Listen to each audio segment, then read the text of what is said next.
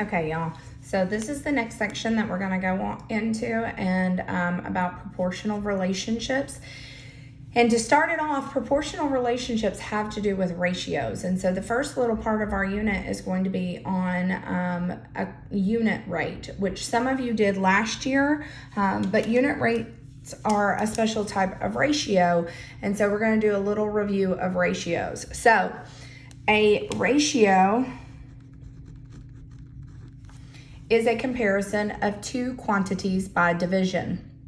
A ratio can be used to represent relationships within a set of parts to whole. So part to whole.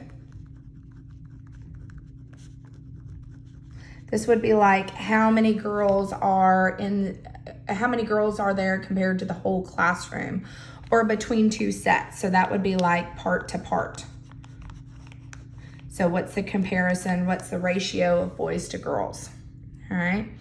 So for instance, we can use a ratio to compare the number of roses in a vase to the number of tulips in the vase. This is a part to part comparison. Or we can compare the number of green frogs in a pond to the total number of frogs in the same pond. This is a part to total.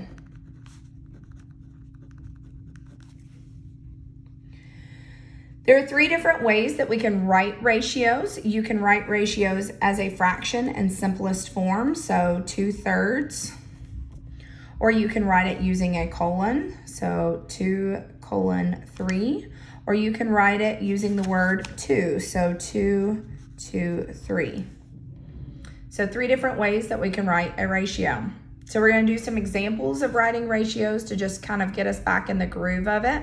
So one of the things that's really important in ratios is order matters. So when you are looking at a word problem or a word sentence, really make sure that you understand what is being asked of you. So it says write the ratio that compares the number of footballs to the number of tennis balls.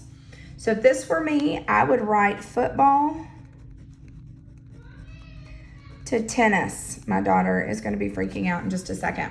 And so it's easy to kind of just initially count them up. So there are 4 footballs and there are 6 tennis balls.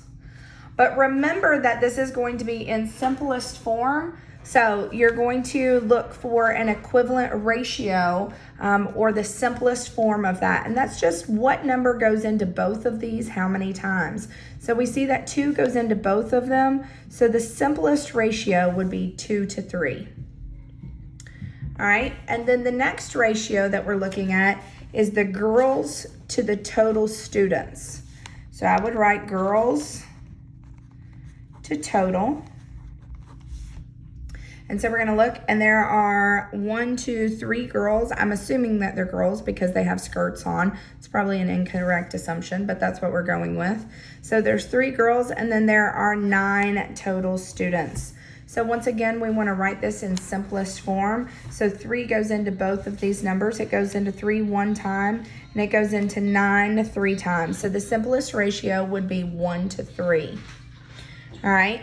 So we're going to practice too, writing these in 3 different ways. We want to make sure that we don't forget to simplify each ratio. That's really important. So we're looking at the amount of dogs to cats. So D to C. So we have 2 dogs to 2 cats. Remember, we need to simplify that. So it's actually a 1-to-1 ratio, meaning for every 1 dog, there is 1 cat. This is one way to write it. Another one would be 1/1 or 1-to-1. Then we've got 4 roses out of 24 flowers. So we've got roses to flowers.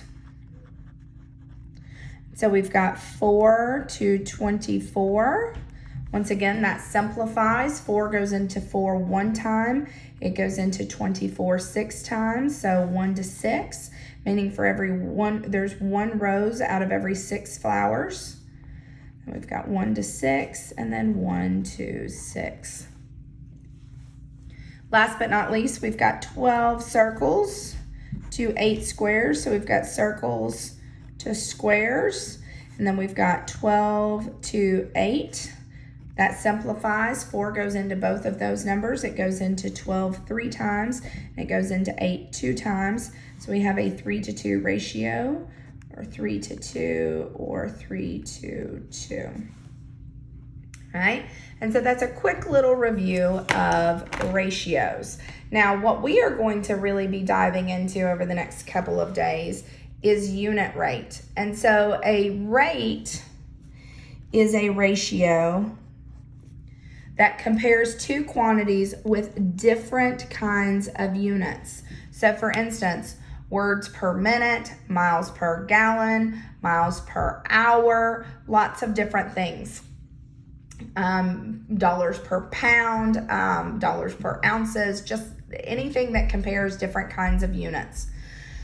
So when a rate is simplified so that it has a denominator of 1, it is called a unit rate. Remember, the numerator is in the top, the denominator is down south. So when a denominator is of 1, it would be a unit rate. To find a unit rate, you're going to write two quantities as a fraction. You're going to divide both the numerator and the denominator by the denominator.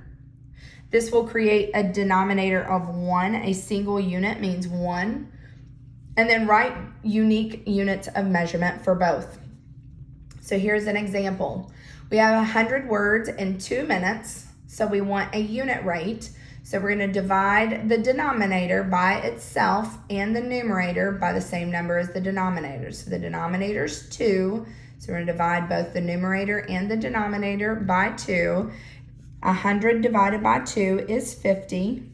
2 divided by 2 is 1. So this person types 50 words per minute. Couple more examples. Alex can run 24 miles in 3 hours. What is his average speed in miles per hour? So this per hour is important because it tells you that that is where you want the 1 in the denominator. This is per 1 hour. So we're going to write this as 24 miles over 3 hours. And 3 is the value in the denominator, so we're going to divide both the numerator and the denominator by 3, leaving us with 24 divided by 3 is 8.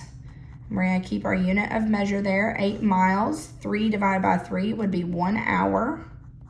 So this Alex can run 8 miles per hour.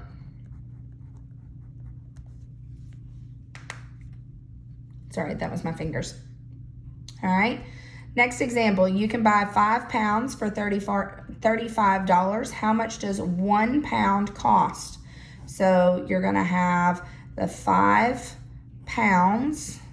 This represents pounds. You're going to put the dollars up top because we're trying to find 1 pound. So we're going to divide both of those by the value in the denominator, which was 5. So 35 divided by 5 would be $7. 5 divided by 5 would be 1 pound. So you use $7 for 1 pound. All right. Costs of different sizes of orange juice are shown in the table. Which container costs the least per ounce?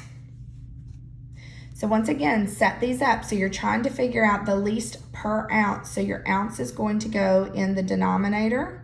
So we've got 16 ounces here, $1.28 on the top. We've got $1.92 on the top.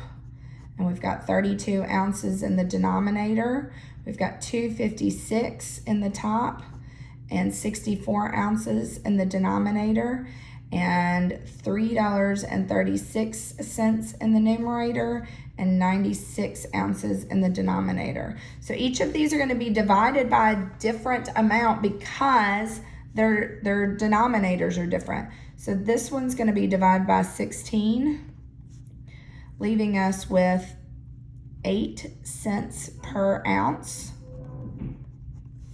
This one is going to be divided by 32, leaving us with 6 cents per ounce. This one's going to be divided by 64, leaving us with 4 cents per ounce.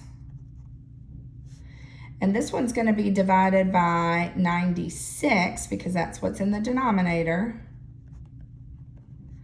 leaving us with 0.035 per ounce. So this is the least expensive per ounce.